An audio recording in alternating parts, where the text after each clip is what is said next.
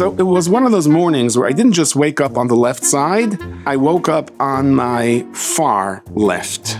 I was just upset and angry at the entire world. When I finally got in bed, I was in a rush. I take care of Schachter in a cheder. It takes me 13 minutes to walk from my house to the cheder, and I was about 15 minutes out. I have to get there. If I drive, then it takes only about 15 minutes to drive and 15 minutes to park. The only time I take my car is if I am just irrationally lazy, or I have to go someplace straight from yeshiva, or I have to carry something. But this morning I said, oh no, my car is parked on the wrong side of the street.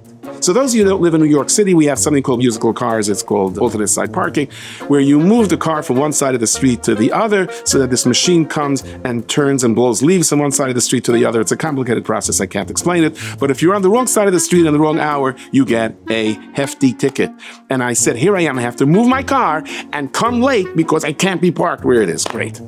So I get into my car and I realize I'm also boxed in. Another custom in Brooklyn. I'm boxed in. I have like an inch ahead of me, inch behind me. I'm back and forth, 1,000 maneuvers. I must have burnt out my transmission. My arms are falling off. My steering wheel is almost falling off. And I finally pull out and suddenly there's a delivery truck that stops in front of me and they start unloading furniture. So I say, you know what? I'll just back into the same spot. I'll get a ticket. I got to be in time for Schachter.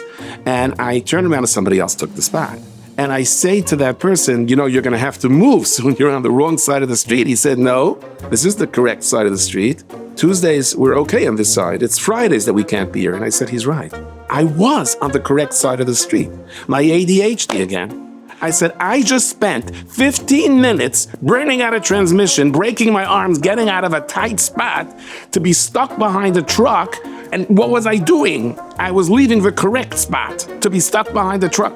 I was trying to get to terms with this. And I said, you know what?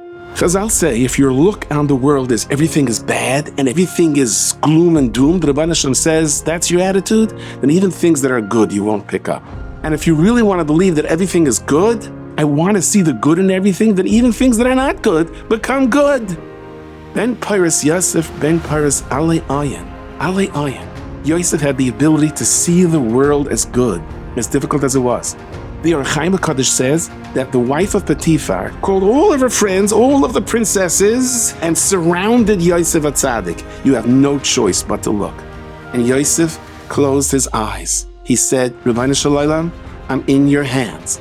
I'm never going to say that it's impossible.